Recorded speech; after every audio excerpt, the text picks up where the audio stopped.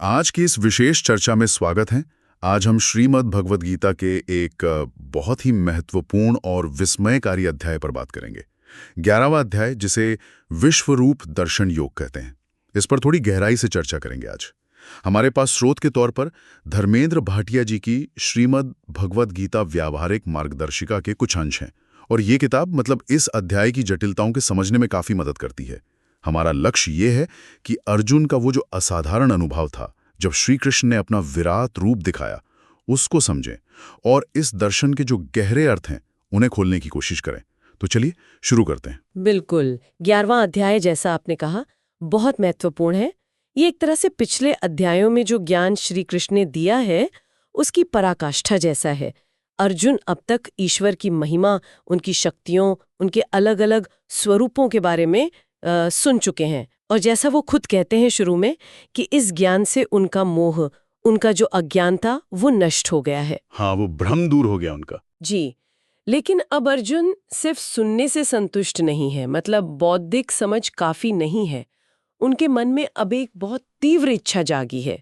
वे श्री कृष्ण के उस रूप का, जिसके बारे में इतना सुना है, वो ऐश्वर्यशाली ब्रह्मांडीय रूप, उसका प्रत्यक्ष अनुभव करना चाहते हैं। अच्छा। हाँ, ये सिर्फ अर्जुन की नहीं, बल्कि हम कह सकते हैं कि ज्ञान को अनुभव में बदलने की एक बहुत गहरी मानवीय प्यास है। ये सिद्धांत से साक्षात्कार तक जाना चाहते हैं वो। हाँ, और वे बहुत ही विनम्रता से ये इच्छा रखते हैं। कहते हैं, हे पुरुषोत्तम, आपके उस ऐश्वर्यमय रूप को मैं प्रत्यक्ष देखना चाहता हूँ। लेकिन साथ में एक झिझक भी है।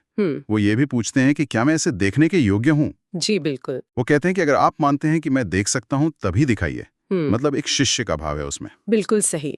और यहाँ बात बहुत रोचक हो जाती है। श्री कृष्ण, आप देखिए, बिल्कुल देर नहीं लगाते। हाँ, तुरंत बहुत महत्वपूर्ण बात साफ कर देते हैं। वो अर्जुन से कहते हैं कि तुम अपनी इन साधारण आंखों से, ये जो भौतिक आंखें हैं, इनसे मेरे इस विराट रूप को नहीं देख पाओगे। अच्छा। हाँ, इसके लिए एक अलग दृष्टि चाहिए। इसलिए वो कहते हैं, मैं तुम्हें दिव्य चक्षु देता हूँ। दिव्य चक्षु? जी, ये इस बात पर जोर देता है कि ईश्वर का वो परम स्वरूप हमारी सामान्य इंद्रियों की पकड़ से, हमारी भौतिक सीमाओं से बहुत परे है। उसे अनुभव करने के लिए चेतना का एक अलग स्तर चाहिए, एक दिव्य दृष्टि। यानी ये कोई सिर्फ बाहरी घटना नहीं थी, बल्कि अर्जुन की चेतना का एक रूपांतरण था उस क्षण में। बिल्कुल।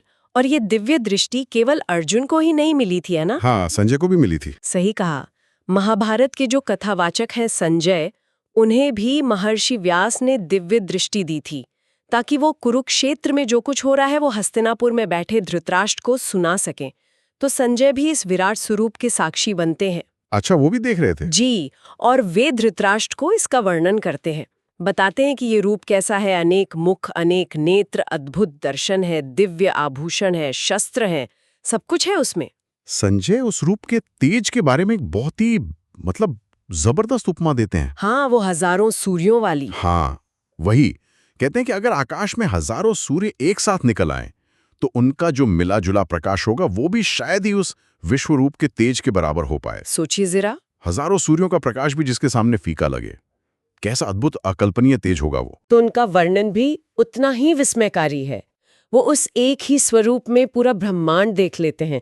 सारे देवता, ब्रह्मा जी कमल पर बैठे हुए, भगवान शिव, सारे ऋषि, दिव्य सर्प, सब कुछ एक जगह। सब एक ही जगह। हाँ, और सबसे महत्वपूर्ण बात, वो देखते हैं कि ये जो पूरा जगत है, जो हमें अलग अलग बिखरा हुआ दिखता है, वो सब श्री कृष्ण के उस एक शरीर में ही मौजूद है। अनेकधा विभक्तम जगत कृत्स्नम पश्यत देवदेवस्य शरीरे। वाह! अर्जुन उस रूप को आदि, मध्य और अंत से रहित बताते हैं। कोई शुरुआत नहीं, कोई बीच नहीं, कोई अंत नहीं। अनंत भुजाएं, अनंत पेट, अनंत मुख, अनंत आंखें। यहाँ स्रोत एक बहुत महत्वपूर्ण बात बताता है, विश्वेश्वर और विश्व रूप शब्दों का प्रयोग। हाँ, इसका क्या मतलब है? इसका गहरा अर्थ है कि ईश्वर सिर्फ विश्व के स्वामी, विश्वेश्वर ही नहीं है, बल्कि वे खुद ही विश्व का रूप, विश्व रूप भी हैं। जो रूप है और जिसका रूप है, वे एक ही हैं। शरीर और शरीरी का भेद यहाँ खत्म हो जाता है। ये तो बहुत गहरा विचार है। ईश्वर और सृष्टि एक तरह से अभिन्न हो गए। बिल्कुल, अर्जुन ये भी देखते हैं कि इस रूप ने मुकुट पहना है, गदा है, चक्र है और इसका तेज ऐसा है जैसे चारों तरफ आग फैली हो या सूर्य चमक रहा हो। देखना भी मुश्किल है। हाँ, उसे अप्रमेय कहते हैं अर्जुन। जी, अप्रमेय यानी जिसे मापा नहीं जा सकता, जिसका अंदाजा नहीं लगाया जा सकता, जो बुद्धि और तर्क से परे है। तो इस अभूतपूर्व विशाल और जैसा आपने कहा कुछ हद तक भयानक रूप को देखकर अर्जुन की प्रतिक्रिया क्या होती है? जाहिर है वो हिल गए होंगे पूरी तरह हिल से। गए कहना शायद कम होगा। उनका शरीर रोमांचित हो उठता है, रोंगटे खड़े हो जाते हैं। वे आश्चर्य और भय दोनों भावों से भर जाते हैं। उनका सिर श्रद्धा से झुक जाता है और उन्हें ऐसा लगता है कि सिर्फ वो ही नहीं बल्कि तीनों लोक, स्वर्ग, पृथ्वी, पाताल सब इस विराट रूप को देखकर व्याकुल हो रहे हैं, कांप रहे हैं। वो इतने विचलित हो जाते हैं कि कहते हैं उन्हें दिशाओं का ज्ञान भी नहीं रहा, समझ नहीं पा रहे कि कहाँ है और उन्हें कहीं शांति नहीं मिल रही। जी, कहते हैं मेरा मन भय से व्याकुल हो रहा है, मैं धीरज और शांति नहीं पा रहा हूँ।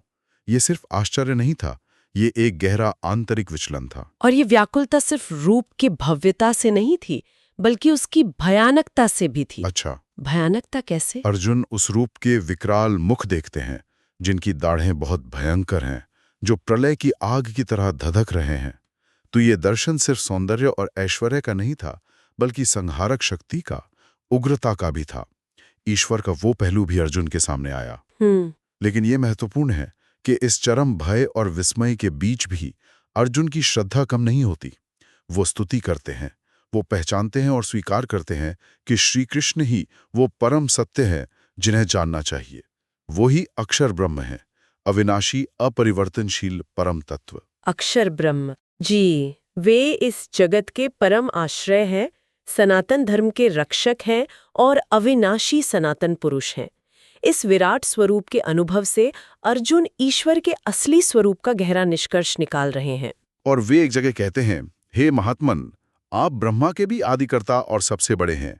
आपको सब नमस्कार क्यों न करें, क्योंकि आप सत भी हैं, असत भी हैं, और उन दोनों से परे जो अक्षर तत्व है वो भी आप ही हैं। ये बहुत ही गहरा दार्शनिक बिंदु है, सत, असत और उनसे भी परे। इसका क्या अर्थ हुआ यहाँ? हाँ, ये बहुत गहरा है। स्रोत इसे अच्छे से समझाता है। सत मतलब वो जिसका अस्तित्व है, जो व्यक्त है, जो बदलता रहता है, जैसे ये दुनिया। ठीक है। असत का मतलब यहाँ अभाव या शून्य नहीं है, बल्कि वो अव्यक्त, ना बदलने वाला तत्व है जो इस व्यक्त जगत का आधार है। अच्छा, तो श्री कृष्ण कहते हैं कि वे ये दोनों ही हैं। व्यक्त जगत भी वही है, अव्यक्त आधार भी वही है। और फिर कहते हैं वे इन दोनों से परे, तत्परम, जो अक्षर ब्रह्म है, वो भी वही है। यानी वो हर परिभाषा से ऊपर हैं। बिल्कुल। इसका मतलब है कि ईश्वर हमारी बनाई हुई सत, असत, साकार, निराकार, सगुण, निर्गुण जैसी जोड़ी वाली श्रेणियों में बांधे नहीं जा सकते हैं। वे इन सब में हैं और इन सब से परे भी हैं। ये समझ ईश्वर के स्वरूप पर होने वाले सारे मतभेदों को मतलब अर्थहीन कर देती है। ये तो वाकई द्वैत की सीमाओं को तोड़ने वाला ज्ञान है। लेकिन इसी विराट स्वरूप में अर्जुन एक और नजारा देखते हैं जो उन्हें और भी ज्यादा विचलित कर देता है ना? हाँ, ये शायद सबसे चौंकाने वाला और डराने वाला दृश्य है उस पूरे दर्शन का। अर्जुन देखते हैं कि धृतराष्ट्र के सारे पुत्र यानी कौरव, उनके साथी राजा और साथ ही पांडव पक्ष के भीष्म पितामह, गुरु द्रोणाचार्य, कर्ण जैसे महान योद्धा, ये सबके सब बड़ी तेजी से श्री कृष्ण के उन भयानक दाढ़ों वाले मुंहों में भागे चले जा रहे हैं। और हाँ, कुछ के सिर तो कुचलकर दांतों के बीच फंसे हुए दिख रहे हैं। बड़ा ही भयानक दृश्य है। और अर्जुन इसकी तुलना कैसे करते हैं? ये कैसे हो रहा है? वे दो उपमाएं देते हैं। पहले कहते हैं जैसे नदियों की धाराएं अपने आप स्वाभाविक रूप से समुद्र की तरफ दौड़ती हैं और उसी में मिल जाती हैं, वैसे ही ये सब वीर योद्धा आपके मुखों में घुस रहे हैं। लेकिन फिर वे दूसरी उपमा देते हैं, जैसे पतंगे मोह के कारण जलती हुई आग में कूदकर नष्ट हो जाते हैं, वैसे ही ये लोग भी अपने नाश के लिए आपके मुखों में तेजी से घुस रहे हैं। अच्छा, दूसरी उपमा में मोह और विवशता का भाव है। जी, और यही अर्जुन को चिंतित करता है कि ये क्यों हो रहा है, कैसे हो रहा है। इस विनाश लीला को देखकर अर्जुन स्वाभाविक रूप से पूछते हैं कि आप कौन हैं, आपका ये उग्र रूप क्या है, ये सब क्यों हो रहा है? बिल्कुल, और यहीं पर इस दर्शन का असली मर्म खुलता है। अर्जुन के पूछने पर श्री कृष्ण जवाब देते हैं, मैं लोकों का नाश करने वाला बड़ा हुआ महाकाल हूँ। महाकाल। हाँ, इस समय इन लोकों को नष्ट करने के लिए प्रवृत्त हुआ हूँ। कालोस्मि लोक क्षय कृत प्रवृद्धो। वो साफ करते हैं कि वे सिर्फ बनाने वाले और पालने वाले ही नहीं, बल्कि संहार करने वाली शक्ति भी हैं। यानी समय, काल भी वही है जो सब कुछ अपने में समेट लेता है। तो मतलब युद्ध का परिणाम पहले से तय है? हाँ, कृष्ण आगे कहते हैं कि तुम जिन योद्धाओं को मेरे मुंह में जाते देख रहे हो, वे सब तुम्हारी युद्ध ना करने पर भी जिंदा नहीं बचेंगे, क्योंकि काल रूप में मैंने इन्हें पहले ही मार दिया है। ये सब शूरवीर पहले ही मेरे द्वारा मारे जा चुके हैं। तो फिर अर्जुन की युद्ध करने का क्या मतलब रह जाता है, अगर सब पहले ही तय है? यही श्री कृष्ण वो बहुत प्रसिद्ध बात कहते हैं, तस्मात् तुमुत्तिष्ठ यशो लभस्व जित्वा शत्रून् भुङ्क्ष्व राज्यं समृद्धम् मय्येवैते निहता पूर्वमेव निमित्तमात्रं भव सव्यसाचिन्। हाँ, निमित्त मात्र। बिल्कुल, अर्थात तुम उठो, यश पाओ, दुश्मनों को जीत कर समृद्ध राज्य भोगो। ये सब तो मेरे द्वारा पहले ही मारे जा चुके हैं। हे सव्यसाची अर्जुन, तुम तो केवल निमित्त मात्र बन जाओ। निमित्त मात्र। ये सुनने में सरल लगता है, पर इसका अर्थ बहुत गहरा है। बहुत गहरा। इसका मतलब ये नहीं कि इंसान के कर्म का कोई मोल नहीं या सब कुछ भाग्य पर छोड़ दो, नहीं, बल्कि ये अहंकार को छोड़ने का आह्वान है। ये समझना कि मैं कर रहा हूं, ये भाव झूठा है। परिणाम ईश्वर की बड़ी योजना के तहत आते हैं। हमें अपना कर्तव्य, अपना कर्म पूरी निष्ठा और कुशलता से करना है, लेकिन फल की इच्छा और मैंने किया वाले अहंकार से मुक्त होकर। अच्छा। स्रोत इसे प्रारब्ध और पुरुषार्थ का सुंदर मेल कहता है। कर्म करना हमारा पुरुषार्थ है, पर फल ईश्वरीय विधान या प्रारब्ध के अनुसार मिलता है। हमें उसमें सिर्फ एक साधन बनना है, कर्ता नहीं। ये निमित्त मात्र का विचार वाकई बहुत गहरा है और जीवन में उतारने के लिए चुनौतीपूर्ण भी। खैर, इस महाकाल रूप को देखकर और ये सब जानकर अर्जुन की क्या हालत हुई? वो तो पहले ही डरे हुए थे। वो पूरी तरह से घबरा जाते हैं। वो उग्रता, वो विनाश का नजारा, वो महाकाल का स्वरूप उनके लिए सहना मुश्किल हो जाता है। वे हाथ जोड़कर कांपते हुए प्रार्थना करते हैं कि श्री कृष्ण अपना ये भयानक रूप समेट लें और अपना वही जाना पहचाना सौम्य चतुर्भुज रूप, विष्णु रूप फिर से दिखाएं। हाँ, वो शांत रूप। जी, वे कहते हैं, मैं आपके इस पहले कभी न देखे हुए आश्चर्यमय रूप को देखकर खुश तो हो रहा हूं, पर मेरा मन डर से बहुत ज्यादा व्याकुल भी हो रहा है। आप अपना वही देव रूप दिखाइए। उन्हें वो आश्वासन देने वाला शांत रूप चाहिए जिससे वे प्यार करते हैं, जिसकी वे पूजा करते आए हैं। तो क्या श्री कृष्ण मान जाते हैं उनकी प्रार्थना? हाँ, मान जाते हैं, लेकिन पहले वे अर्जुन को समझाते हैं। वे कहते हैं कि मैंने ये परम तेजोमय अनंत आदि रूप तुम पर गुस्से में नहीं, बल्कि खुश होकर कृपा करके अपनी योग माया की शक्ति से दिखाया है। ये मेरा असली परम स्वरूप है। अच्छा। और ये अत्यंत दुर्लभ है। वो साफ कहते हैं कि ये रूप न वेदों को पढ़ने से, न यज्ञों से, न दान से और ना ही कठिन तपस्याओं से देखा जा सकता है। तुमसे पहले से किसी ने नहीं देखा। किसी ने नहीं? किसी ने नहीं। यहाँ तक कि देवता भी हमेशा इस रूप के दर्शन की इच्छा करते रहते हैं, पर उन्हें भी आसानी से नहीं मिलता। ये कहकर श्री कृष्ण इस दर्शन की परम दुर्लभता और अर्जुन पर जो उनकी विशेष कृपा हुई है उसे रेखांकित करते हैं। और फिर वे अपना रूप बदलते हैं। हाँ, अर्जुन की प्रार्थना सुनकर पहले वे अपना वही सौम्य चतुर्भुज रूप धारण करते हैं, जिसमें शंख, चक्र, गदा, पद्म है। फिर भक्तों पर स्नेह के कारण वे अपना 2 भुजाओं वाला शांत मनुष्य रूप प्रकट कर लेते हैं। अच्छा, वापस मनुष्य रूप में आ जाते हैं। जी, इस जाने पहचाने शांत रूप को देखकर अर्जुन का डर खत्म होता है। वे स्थिर होते हैं और अपनी स्वाभाविक अवस्था में लौट आते हैं। वे कहते हैं, हे जनार्दन, आपके इस अति शांत मनुष्य रूप को देखकर अब मैं स्थिर चित हो गया हूँ और अपनी स्वाभाविक स्थिति को प्राप्त हो गया हूँ। तो ये एक बहुत अहम सवाल उठता है। अगर ये दुर्लभ विराट रूप और यहाँ तक कि चतुर्भुज रूप भी वेद, यज्ञ, दान या तप से नहीं देखा जा सकता, जैसा श्री कृष्ण ने कहा, तो फिर ईश्वर के इस असली स्वरूप को जानने या उन्हें पाने का रास्ता क्या है? क्या ज्ञान, कर्म, तपस्या ये सब बेकार हैं? ये बहुत ही महत्वपूर्ण सवाल है और श्री कृष्ण इसका एकदम साफ जवाब देते हैं। वे कहते हैं, ना हम वेदैर न तपसा न दानेन न चे जया शक्य एव विधो दृष्टुम दृष्टवान सीमा यथा भक्त्यात्वनन्या शक्यो अहम एवं विधो अर्जुन ज्ञातुम दृष्टुम च तत्वेन प्रविष्टुम च परंतप। इसका क्या अर्थ हुआ? इसका अर्थ है, जैसा तुमने मुझे देखा है विराट या चतुर्भुज रूप में, वैसा न वेदों से, न तप से, न दान से, न यज्ञ से देखा जा सकता हूं। परंतु हे परंतप अर्जुन, अनन्य भक्ति के द्वारा इस प्रकार चतुर्भुज रूप वाला मैं प्रत्यक्ष देखने के लिए, तत्व से जानने के लिए और मुझ में प्रवेश करने के लिए, यानी एक ही भाव से प्राप्त होने के लिए भी शक्य हूं। तो अनन्य भक्ति। हाँ, अनन्य भक्ति, एकाग्र, अविचल, बिना किसी और सहारे की भक्ति, यही वो चाबी है जो ईश्वर के रहस्य को खोल सकती है, उन्हें तत्व से जानने और उनमें प्रवेश करने की क्षमता दे सकती है।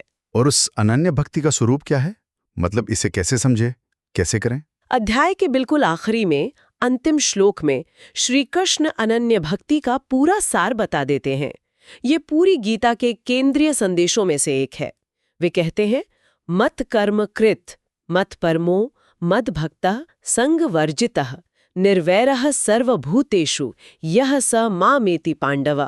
मत कर्म कृत मत परमः मद भक्तः संग वर्जितः निर्वैरः सर्वभूतेषु। जी, इसका मतलब है, जो पुरुष केवल मेरे लिए ही कर्म करता है, मत कर्म कृत, मुझे ही परम आश्रय और परम लक्ष्य मानता है, मत परम हो, मेरा ही भक्त है, मत भक्तः, सांसारिक चीजों और कर्म फलों में आसक्ति से रहित है, संग वर्जिता, और संपूर्ण प्राणियों में वैर भाव से रहित है, निर्वैरः सर्वभूतेषु, ऐसा पुरुष मुझको ही प्राप्त होता है। अच्छा, तो 5 बातें हो गई। हाँ, 5 बातें।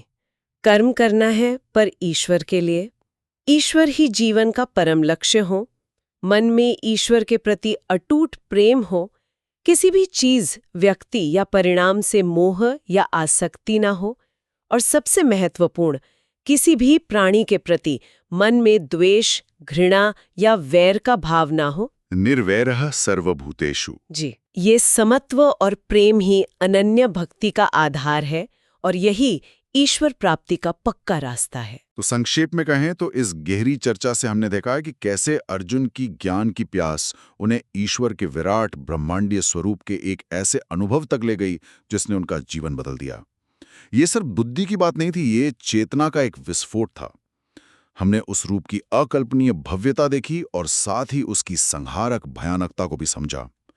ईश्वर सिर्फ बनाने वाले या पालने वाले नहीं, बल्कि महाकाल के रूप में, समय के नियंत्रक के रूप में भी हैं।